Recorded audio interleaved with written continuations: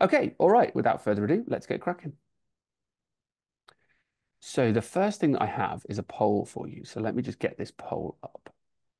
Um, Here we go. So this is, hopefully you can see it now. If you can just have a look at the question, which is, do you already have a strategy you're focusing on? And I'd like you to answer yes, no, or yes, but I'm not 100% sure. Wow. Okay.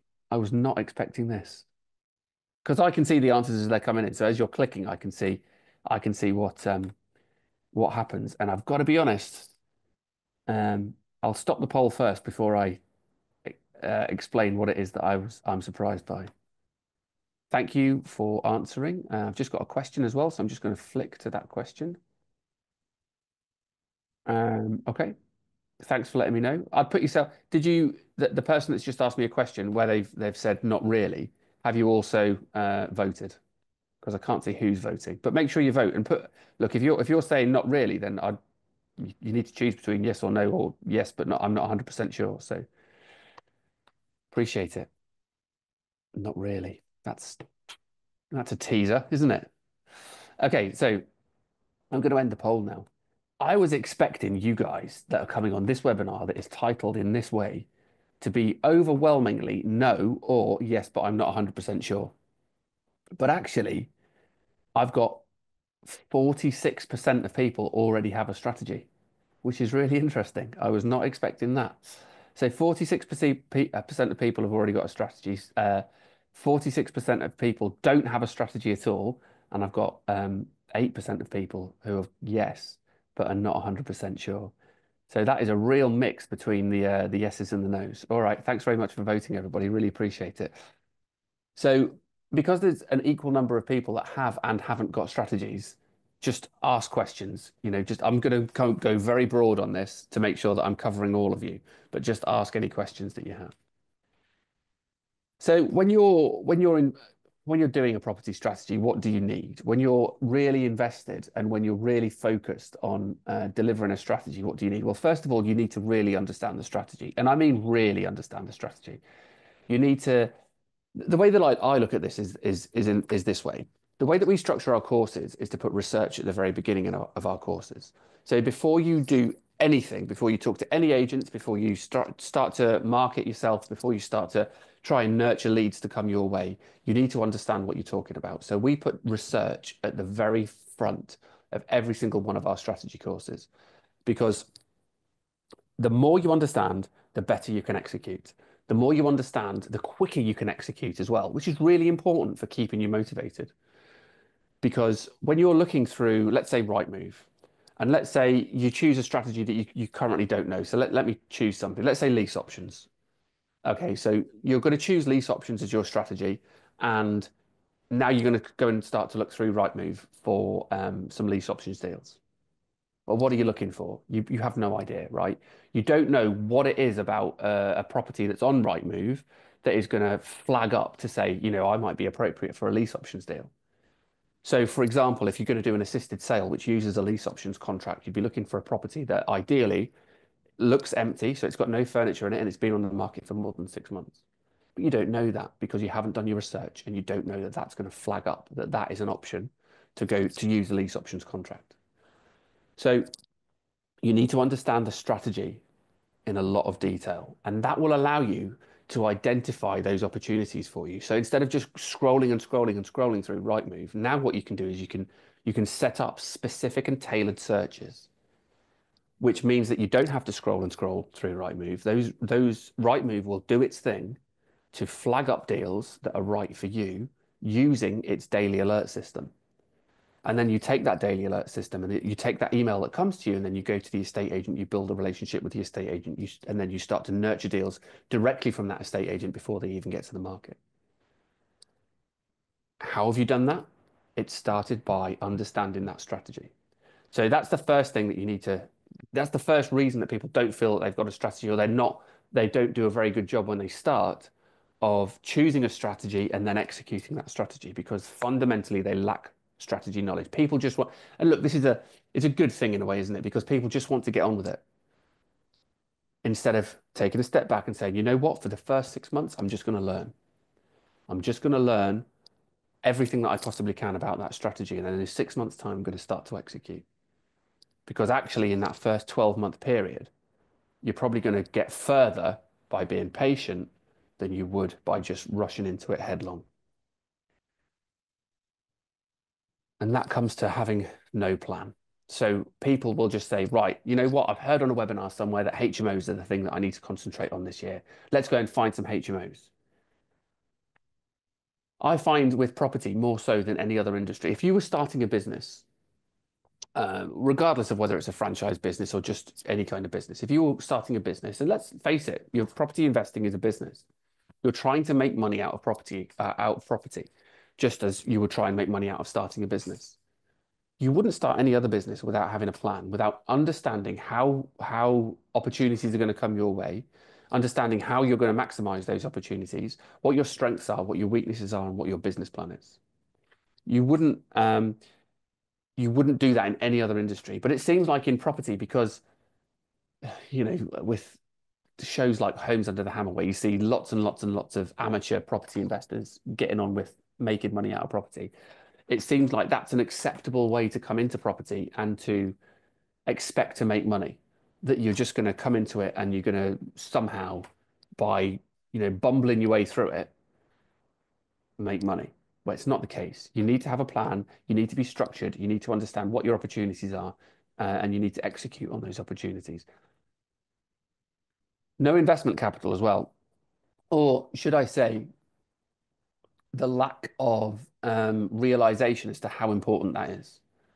And I don't mean important as in if you haven't got investment capital, you can't make money, because there are strategies that you can do that that work without having investment capital. There are ways that you can make money from zero within property to build up your investment pot and to then execute and to then use that investment pot to make money by investing it into other property deals. Now, again, that comes back to the same 2 points that we've just made. If you're patient about how you make money out of property and you have a plan, then you can plan around that and you can make a huge amount of money. We've got I can't even tell you the names of all the franchisees that have started off with cash flow strategies. They've built their cash flow. They've put money together. They've built their pot of investment funds, and then they've started to buy property, which they add to their portfolio. So it's about the acceptance of what is your actual situation, which determines which strategies are the right strategies for you. And also, I'd put behind that, when you're doing your strategy knowledge, when you're learning about what you can and can't do, you need to know about finance.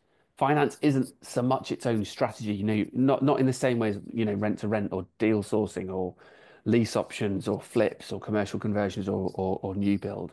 It's not a strategy on its own, but it's incredibly important that you understand how you're going to be able to raise funds and how much funds you're going to be able to raise from all the different sources, and what all the different funding options mean and how expensive they are and so on and so forth, so that you know how you're going to be able to plan your route through property investing. I've got a question here, which is, what are the ways you can use to obtain investment capital? That is a webinar on its own, and I'm not going to answer that question here because it would take up the rest of the hour, in how you can obtain investment capital. We help our franchisees. I'll tell you how we do it really quickly. We help our franchisees raise funds by talking to the investors that they've built relationships with. So we help them build relationships because they can advertise property deals on our property investment app.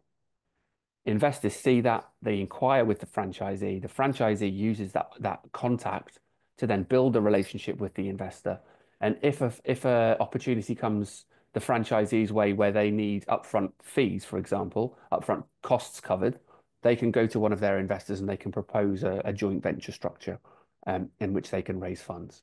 So that's one of the ways that we advocate for our franchisees to raise investment funds. But essentially, you don't necessarily need the app to do that. You just need to be able to get yourself in front of investors and propose what your joint venture opportunity is. And finally, a lack of experience. So The lack of experience is an important characteristic when you're choosing your strategy. You might have as much money as you need in order to purchase commercial conversions. And you might have, um, a great opportunity in front of you. But if you haven't got that property knowledge and you're expecting that you're just going to be able to get into property, and you're going to be able to execute one of the more complex and involved strategies, you're probably setting yourself up for failure. I'm sure there are people out there that have done it, but personally, and I would never advise any of the people in our network to take the chance to try and execute a strategy that they really don't understand. Now, how do you get to understand it? It's a chicken and egg, right? Well, you get to understand it by doing smaller property deals that are less complicated first. So if you do smaller deals that are less complicated, you're going to cut your teeth on something that you're much less likely to fail at, but you are going to get experience. And as the deals get bigger, as the deals get slightly more complicated, you upskill yourself to the point where after a period of time, you would be able to take on that big and complex opportunity because you've gathered enough experience to be able to mitigate for the risks that are involved in that big and complex opportunity. So these are the things that you need to take into consideration when you're choosing the strategy. What we're going to learn the discovery section, which is all the things that you need to take into consideration when you're choosing which strategy that you should be involved in. How to make your plan and the structures that you can use to make your plan. Ultimately, what the strategy choices are. I am going to tell you the strategies that I'm not going to recommend a strategy for anybody on this call because I don't know you. But what I am going to do is I'm going to say when I'm talking to people that I do know, when I'm talking to franchisees that I've looked into we've had that, we've gone through the process that I'm going to explain to you in just a minute, and I've got all the information that I need about strategies. The top strategies that are on my list that I would recommend first, if they're applicable for that individual. And then we're going to talk about delivering your plan. Any questions so far? Any other questions so far? Just checking in, because this is a good point for questions if you've got any. Fingers typing furiously all over the country. Okay, I'll carry on and I'll just keep an eye out for questions. So this is Nigel. Nigel bought this property and he turned it into a HMO. Purchase price £200,000, refurbishment £220,000. Now, what he did with this property is he converted it into a HMO and he rented it out on a long-term lease deal to the NHS. FRI lease, if you know what that is, fully repairing and insuring lease. So Nigel doesn't have to lift a finger. There are no agent fees in this. He gets paid directly by the NHS, and the NHS put their staff into this property. His return on this is very, very, very handsome. We'll go into some of the details of this a little bit later on. But that was Nigel's deal. This is another one of our franchisees, Jason, and you can see the pictures on the right-hand side. Now, what Jason did was he took a care home. So he did a commercial conversion, and he took that care home and he turned that into a HMO as well. But this is a commercial conversion deal. This is what we put this one down as. They turned it into a 24-bed co-living HMO, and that's all rented out individually, so privately. Each room is rented out. It's not on a long-term lease. It's up north, and as you can see from the figures there, net income approximately £6,000 per month. Both of these deals were funded by Sourced because we've got our own money lending platform called Source Capital. But one of these deals is a HMO, and one of these deals is a commercial conversion. Because if we had been recommending to all of our franchisees that they did the same strategy, which potentially could be HMOs, let's just use that as an example, then Jason wouldn't have looked at this deal. He'd have looked at that. He'd have looked at that commercial building, and he'd have said, "Well, no, it's not a HMO. It hasn't got the potential of being, a standard HMO, so I'm not going to look at it." Whereas, because we don't do that, because that's not the structure that we have, which I'm going to explain to you in just a second, he looked at this deal and he looked at the opportunity in this deal and he came up with something that generates over £6,000 per month, which is a much better place to be in. I do have a question now, so I'm just going to have a look at the question.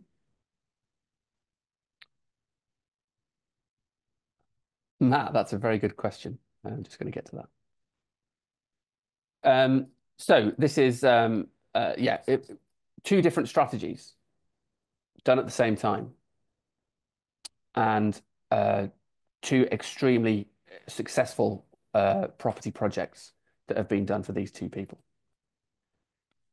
This is Mark. Now, at the same time, Mark has had four development sites funded, and these are brand new build development sites, so from the ground up developments, making a huge amount of money, seven-figure profit on at least two of these sites, smaller sites for the other two, so not quite into the seven figures. But he's got a huge pipeline of projects coming up all around the same area in the northwest, and Mark has the background and the knowledge to sit on these sites and project manage these sites that are ongoing at the same time. Now, again, different strategy, different location, um, delivered at the same time. Again, just goes to show if we say to our people, or if we only recommend one particular strategy, then actually a lot of people are going to be missing out on a huge amount of money that they could be making. So my name's Chris Kirkwood. I'm the managing director of Sourced. I've founded and run and grown multiple businesses in different sectors. And I used to do property as a side project. So I've been doing property now for probably 15 plus years now. I've been involved in sites from £55,000. In fact, from £30,000 was the smallest site that I was involved in, up to £150 million. Executed many different property strategies myself to build my own portfolio. And I've also helped franchisees. We've got over 200 franchisees. I've helped franchisees across the country deliver every single one of these strategies. So I used to be the support person for the franchisees, and I've gradually grown as the company has grown, and now I'm the managing director of the Sourced Group. So let's look at the top property strategies in 2025. So these are the main strategies, I would say, the main strategies that people are going to be choosing from. Obviously, within these strategies, you've got subcategories of strategy, you've got niches that all of these strategies go into. I appreciate that. Property, and the interesting thing, the thing that I find interesting about property are the endless choices and the endless sort of reinvention of what you can and can't do. I absolutely love it for how creative it can be. You are literally in property more so than I think most other sectors. You are literally limited by your own imagination. So, deal sourcing, rent to rent HMO or rent to rent serviced accommodation, title splits, buy to lets, flips and refurbs, lease options, HMOs or serviced accommodation that you're going to buy, commercial conversions, planning gain, new build.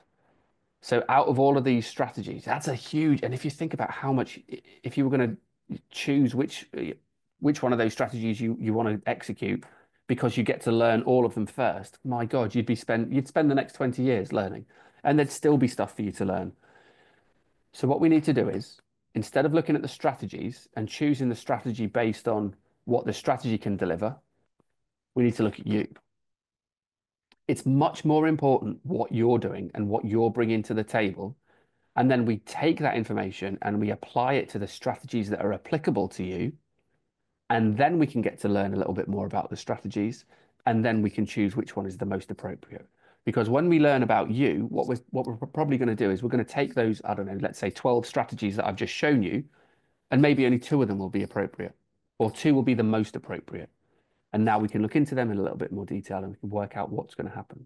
Because like I said, it would be really easy for me to come on here and say, you know what, guys, commercial conversions. If you're not doing commercial conversions in 2025, you are not going to get anywhere.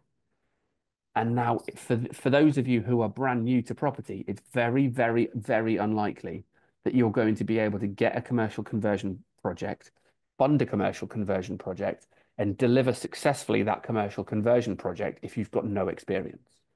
So actually, I would be disingenuous in telling you that that is the direction that I would point anybody else that I'm speaking to. This is how we do it. Literally, we have a blueprint for when somebody comes on board with us. They come on board with us, they get a series of educational content to start off with. Then they come to our induction, and our induction is a face-to-face training opportunity. So they'll come to our HQ for 2 days. and we'll go through all the stuff that they need to know about our tech platform and our tech products and about fundamentally finding property and what they need to know about property. And then they sit down with their support person and I mean, I'm going to show you all of this. They sit down with their support person and they go through all of these questions. They go through all of these questions and they fill out a SWOT analysis to understand what their strengths, weaknesses, opportunities, and threats are. And then the support person helps them create a business plan. And that's how we do it. But it has to be based on them, what they're bringing to the table, and what their strengths are. So, how much time do you have? What is your property experience? What are your transferable skills? How much money do I have to spend? How much money can you add to the pot? What is your definition of success? And what's your long-term purpose? Why are you doing this? And what I would recommend for everybody that's on here that doesn't have a support person like we have within Source to run them through those questions, just sit down for an hour or so and just be completely honest with yourself and write all of the answers down to this. How much time do you have? And I'm not talking about this week. I'm not talking about when you're absolutely uber motivated, because as we all know, in fact, we've just seen it, right? We all know that gyms are full in January because people are motivated. But motivation is BS because motivation goes up and down. Consistency is all about discipline. So how much time can you consistently put into property? Not just for the first 4 weeks, but you should set your expectation of what you're committing to for at least 6 months. So for the next 6 months, every week, how much time do you have that you will put into property? So ask yourself the hard questions and don't BS yourself with what you're going to do when you know you don't have that opportunity to do it. So how much time do you have that you can commit every single week to property? What is your property experience? And again, just be honest. If you've had one buy to let, but really you've given it to an estate agent and you bought it without having to do any work to it, and sometimes the estate agent calls you to say that something needs to be upgraded or the boiler needs to be serviced, then really you don't have a huge amount of property experience. Don't kid yourself. Be honest with yourself. What are your transferable skills? Of which you might have some really good transferable skills. If you're a project manager, and we employ project managers from outside of property to come into property to manage things at Sourced HQ, and they're very effective because they've got good transferable skills. So, what are your transferable skills that you can bring into this? It might be sales, it might be HR or dealing with people, uh, whatever they are. Bring them, uh, bring them to this document, write them down, and bear it in mind. How much money do you have to spend? So again, just be honest. If you've got, and this is to spend, right? So I'm not talking about, oh, well, I've got an ISA or I've got a stocks and shares ISA, but I can't, it's not instant access. I can only access it in 6 months' time. Well, you don't have that to spend then. When it's in your spot in your account and it's liquid, you've got it to spend. But in the meantime, you don't have it to spend. So you need to think about how you're going to generate money. How much can you add to the pot? Obviously, every month, every year needs to be taken into consideration. What is your definition of success? This is a really important question because at the end of 6 months, when you've committed to this and you've put your heart and soul into this endeavor for 6 months' time, what would you consider to be successful? Is it that you get to the end of those 6 months and you completely understand that strategy? Or is it that you get to the end of 6 months and you expect to have 10 of those strategies, 10 properties of that strategy in your portfolio? Very, very different outcomes. But you need to be honest with yourself about what you think the definition of success is, so that when you get to that point and you're marking whether you've done well enough or not, you can compare it to when you hadn't started. That's what you need to do. And then what is your long-term purpose? Is it to leave the job that you're currently in because you hate it? Is it to supplement your income so that you can afford better holidays, but actually you quite like your job, so you're not really interested about leaving your job?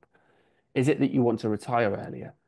Is it that you don't want to retire earlier, but you want to have a very comfortable retirement? You know, whatever it is, you need to be honest about what that long-term purpose is, because that's going to continue to drive you on weeks that you don't think it's working, because you're working towards something that is so much more, gives you so much more opportunity, so much more freedom than you currently have or you're currently happy with. So these are the questions that you need to ask yourself. This is the discovery phase, because you're discovering and you're being honest about yourself instead of just thinking, you know what, I've got 40 grand in the bank. Let's get into property.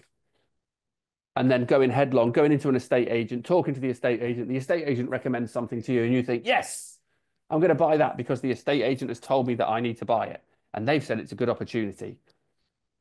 And they've said that HMOs are the things that I need to purchase in 2025. Instead of being that person who doesn't put all of that information, who doesn't have the information to make a good decision, be the person that does have the information and then make decisions based on the right factors, not just what somebody else is telling you. So this is the discovery phase. Just be honest with yourself and answer these questions. And then what will happen is you'll come back to the strategies and you'll say, deal sourcing isn't for me. I don't have the transferable skills, because to be a deal sourcer, and I know a lot of other companies talk about deal sourcing and they sort of throw it around as a good way to generate cash flow. But if you're not good at sales and you're not good at talking to people, you're not going to be good at deal sourcing. And you're going to feel like you're banging your head against a brick wall and you are going to get very frustrated at doing it. Right? Nobody else talks about this, but we do, because we're much more, we approach this from a different angle than everybody else. So deal sourcing, if you can't do sales, don't consider deal sourcing. It's not going to work, because you need to talk to a lot of people. I'm going to show you a picture of somebody who's extremely successful at deal sourcing, because the guy is a natural salesperson. Every time I speak to him, in fact, I was texting him yesterday.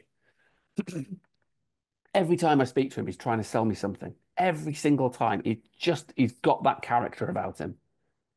Rent to rent HMO or service accommodation, another great cash flow strategy. Yes, you do. You probably do need money to get into it. There are ways that you can mitigate for needing that money to get into it, but it's a great way to generate cash. So if you're not great at deal sourcing, if you're not a great salesperson, but you are very organized and you're yeah, just very organized, really. I mean, that is the main characteristic that you need to do rent to rent. Very organized, and you have the ability to talk to people, but you're not a great salesperson, and you're talking to fewer people when you're doing rent to rent. That might be the opportunity for you. Title splits, you're going to need a bit of, you're probably going to need a little bit of money in order to get into title splits, and now we're talking about all the purchasing options. So you are going to need much more upfront costs in order to buy these properties. So if you don't have money, the amount of strategies that are available to you are going to be decreased. If you've got money and you've got experience, then you're probably not going to look at deal sourcing and rent to rent, because they're going to be making cash flow every month, whereas what you're looking for is bigger pots of money.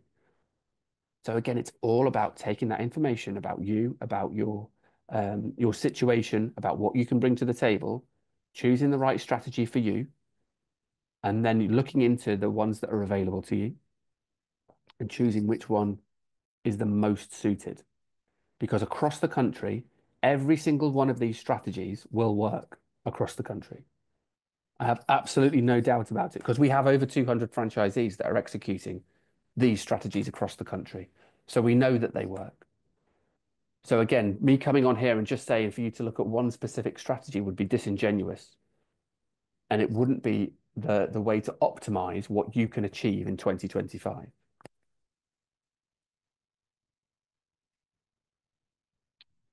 So when you're learning about that strategy, when you're learning about what you can and can't do, we have a blueprint. Now you don't, obviously, this blueprint is available to everybody that's in-sourced. If you're not in-sourced, then you don't have access to this blueprint. But this is, for example, the deal sourcing course. This is the blueprint for the deal sourcing course. And this is everything that we go through from beginning to end. And at the very beginning of this deal sourcing course, we take it for granted that this person has done absolutely nothing before in property. So we start from from the very bottom rung of the ladder, and we get all the way to the top by the end of the course. And the way that we operate our courses is instead of coming into a room for 2 days or 3 days or a weekend or whatever, we don't do that. We have a session every week for 4 weeks on that course. And that session might last 2 or 3 hours. But the reason that we do it that way is firstly, it's online. So all of our franchisees can do these courses from home. But every one of these courses is live. And that means that they can ask as many questions as they want throughout the course, meaning that they get the answers that they need. If we just did it as a video course, then they wouldn't be able to ask questions. They wouldn't be able to get the answers that they need in order to move forward. So we do our courses online once a week for a few hours live so that they can ask questions. And the reason that we do it for a few weeks is that we set homework every single week. And now that person that's watching that course has a week to do that homework. And that might be going to estate agents, talking to estate agents, getting opportunities from estate agents. It might be analyzing deals. It might be finding investors and talking to investors. The reason that we do it that way is because we want to see progress throughout. If you're expecting to come into a property strategy, just learn about that strategy in one hit in one weekend course, and then go and be able to deliver it, you're fooling yourself because A, you're not going to learn enough in that weekend course, and B, there are going to be many, many, many questions that come up as you're executing that strategy that you need help with. I am just going to have a look at my questions because I've just got another one. So, Liz, can we have the slide of deal sourcing again, please, to take a photo content as I'm interested? Only if you're a source franchisee, Liz, I'm afraid. Yeah, that is our blueprint. So I'll put it up there. I was very kind to put it up there in the first place, but I'm not going to do it again. Sorry. Apologies. Top strategies in 2025.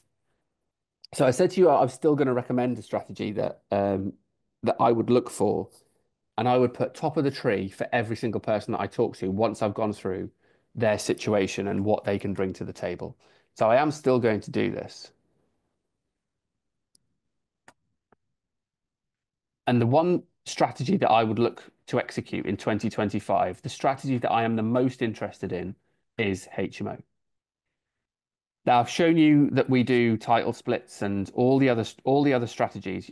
I've shown you all of that stuff, but I still think because of the economic situation that this country is currently in, that HMOs are the biggest opportunity with the highest demand and the most flexibility.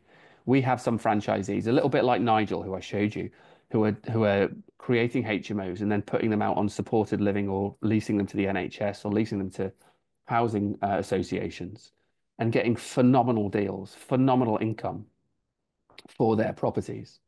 So in terms of finding a property and what is the top strategy that I would choose to look into first, it would be HMOs. Now, that's not to say that HMOs is the right strategy for any of you. So please bear that in mind. I am not recommending HMO for everybody because it isn't the right strategy for everybody because I've got to look into your own specific skill set and what you're bringing to the table. So bear that in mind. But when I am talking to you and I am looking at your SWOT analysis and I am looking at your business plan, HMOs would be the thing that I would try to execute first. I hope that helps. So when you've got your strategy and you want to set your goals, what exactly do you do and how do you set those goals? Well, first of all, you define what you want and then you work out how you're going to achieve it. Now, if I said to you, it doesn't matter what it is, this is applicable to absolutely everything. If you work out how many estate agents you can talk to this month or this week, let's say, you would probably work out based on how much free time you've got and how much, and work out how many estate agents you can talk to based on that. So you would hinder the number by applying your current position. Now, that isn't the right way to, and if I said, so therefore, how many estate agents can you talk to by the end of 12 months? You would then multiply that by 52 to give you the number of people that you can talk to within 12 months. That's not the right way to set goals because that limits you. Because you might find out you can speak to, I'm just making these numbers up, but you might find out that you can speak to 500 estate agents by the end of the year. But the way that you should set goals is to say, you know what, by the end of the year, I want to speak to 1,000 estate agents. So you're more ambitious because then what you do is you activate a different part of your brain, the problem solving part of your brain, to say we're not just going to execute based on what our current situation is. We've got higher goals than that. So how are we going to execute on 1,000 estate agents per year?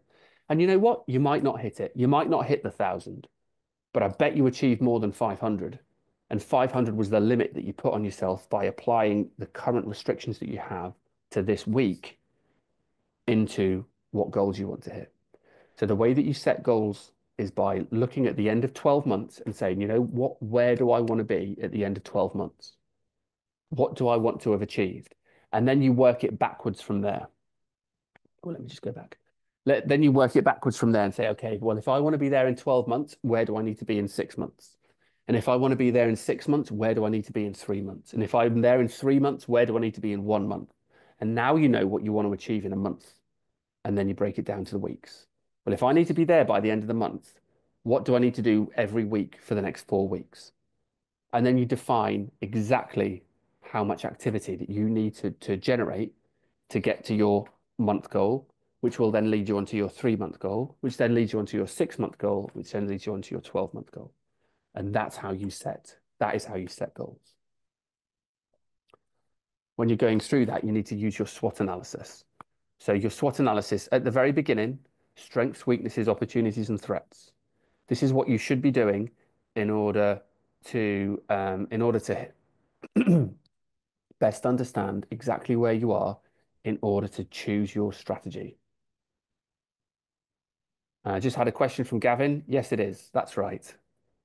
But hopefully, Gavin, you'll get some value out of it and better be able to understand your own opportunity within property. So the goal process, 12-month goal, break it down to 6 months, break it down to 3 months, break it down to 1 month. What's your weekly activity? And then on that weekly activity, make a checklist. And then you write out your business plan.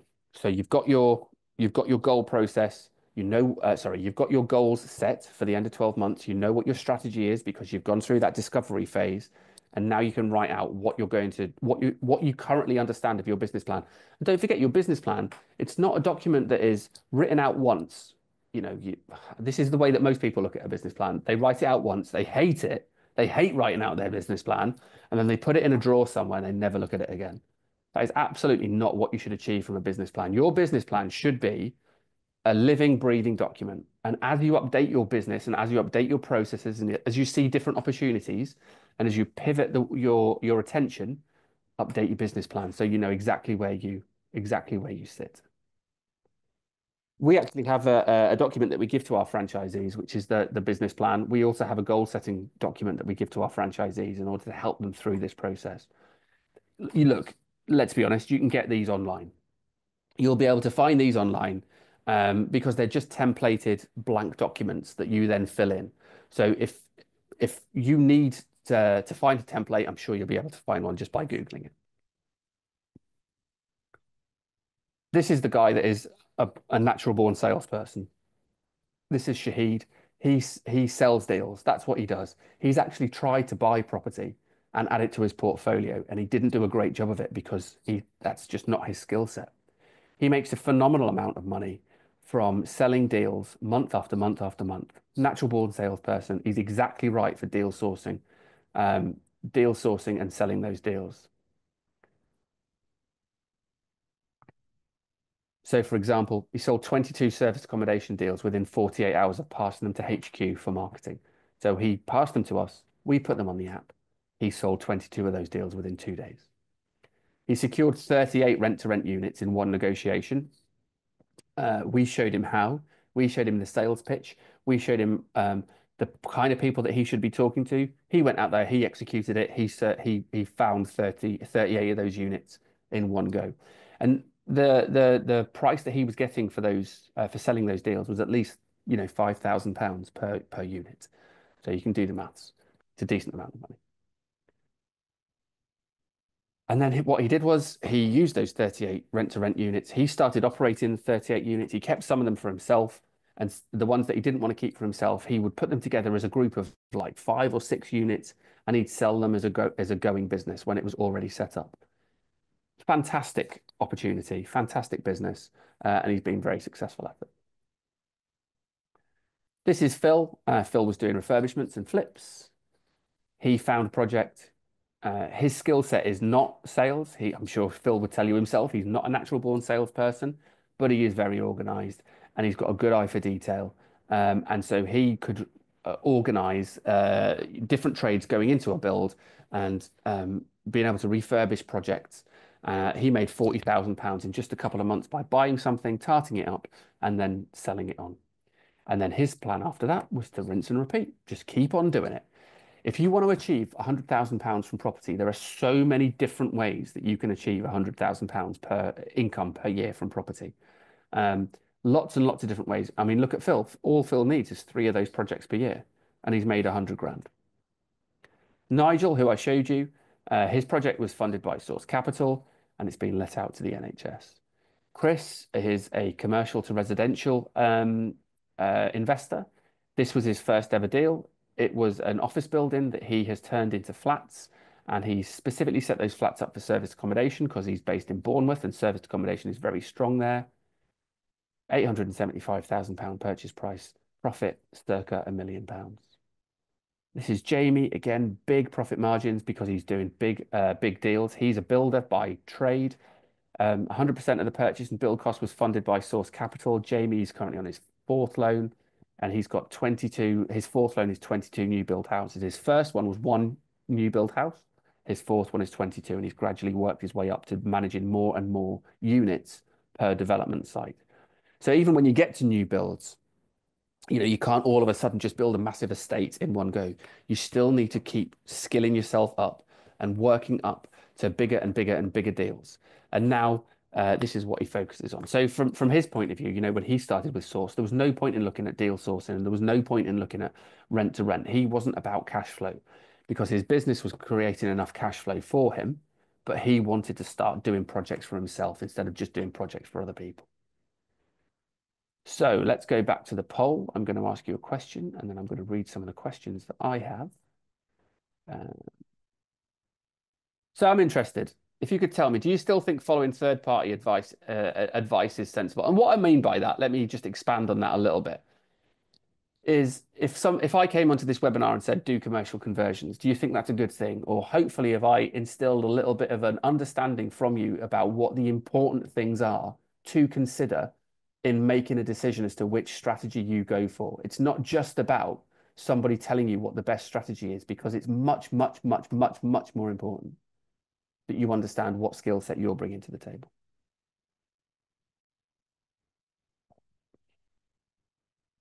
And while you're doing that, I'm just going to look at my other question.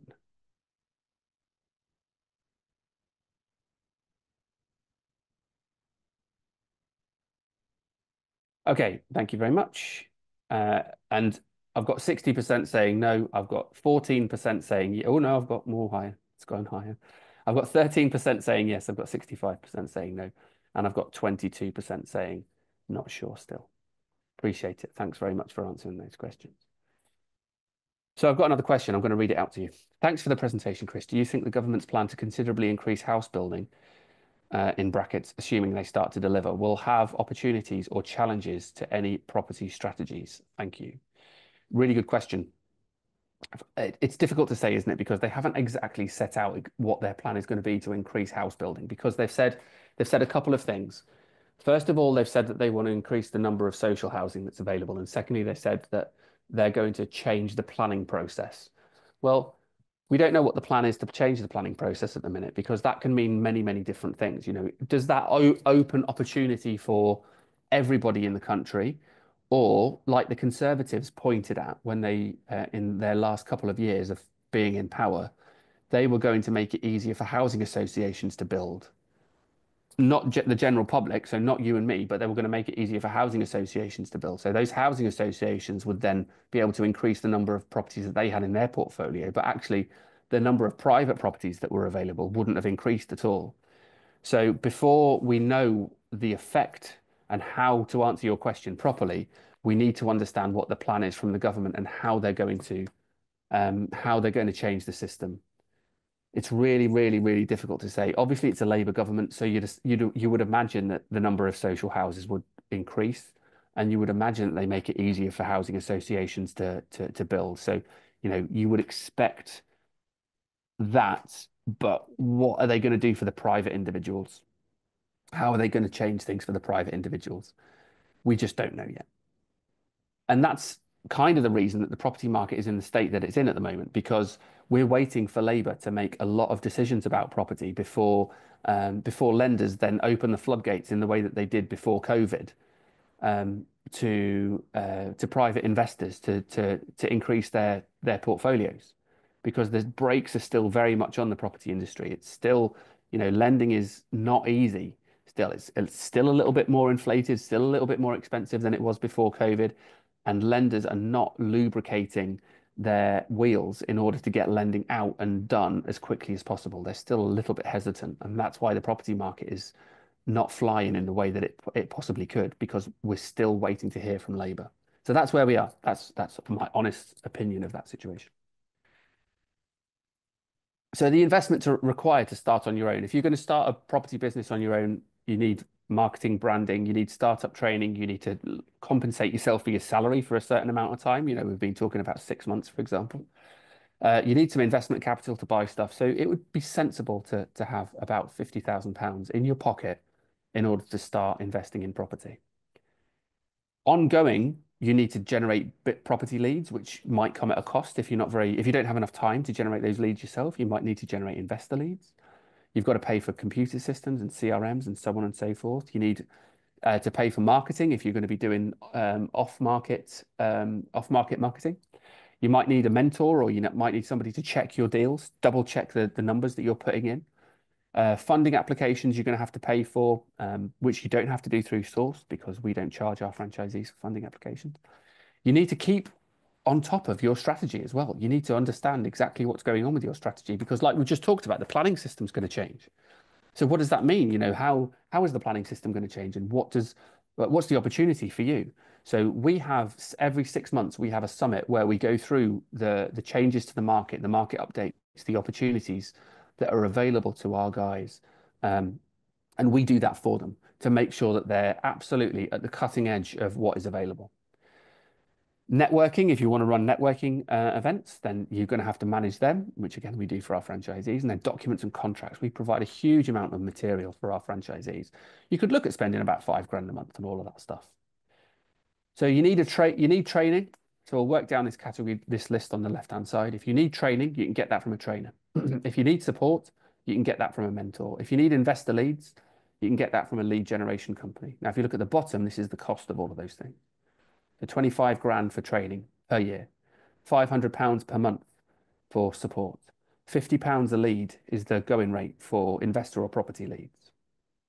If you want to sell properties, you could sell your property through an agent and they would charge you 1%. We have an app that we don't charge our franchisees for because it's all included. If you need funding, you can get funding from a lender, but you're going to get a low loan to value from high street lenders. And if you want joint ventures, you can go look for a joint venture partner. But we at Sourced effectively do all of those things. We provide all of those solutions to our franchisees, and we make it very simple for them in that there's a fee to start up, there's a fee to join us, and there's a monthly fee. And that fee is £10,000 plus VAT. And that's for 5 years. It's not for 1 year, that's for 5 years. And then it's £315 plus VAT per month thereafter. And that continues to provide all of those services. And like I said to you before, we also have tech and CRM system and so on and so forth. Now, this is what our property investment app looks like. This is what franchisees can list properties on, and there are thousands and thousands of investors that are registered onto this app, and those investors inquire through the app, and that goes directly to the franchisee. And actually, that gives us an incredible insight because we can then take that data and we can feed that back to franchisees and say, Rent to Rent got the best response last month, or Commercial Conversions got the best response last month. And that means that we will look at that strategies and we will make sure that that strategy is completely up to date and that the franchisee has everything that they need in order to execute that strategy and make money from it. Really appreciate your time. I hope that's given you a different way of looking at strategies and a different way of making your mind up as to which strategy is correct. And I hope you are more reflective now on what you're bringing to the table and what you can do, what your skill set is, um, and using that in order to choose your strategy, because that's far more effective than just randomly picking a strategy because somebody thinks the economic situation across the country is right for that strategy. You need to take your own information into consideration. Now, if you've got any questions after this webinar, please go to sam.clayton@source.co. Sam is our franchise manager. So if you've got any questions, he is absolutely the right person to speak to. sam.clayton@source.co. A recording of this will be taken and it will be sent out to you in the next 24 hours by email if you want to look through this again. So hopefully you've got some content and some value from that. I'll leave it with you. Thank you very much for spending your Wednesday afternoon with me, and I hope you have a very productive rest of the day. Thanks very much.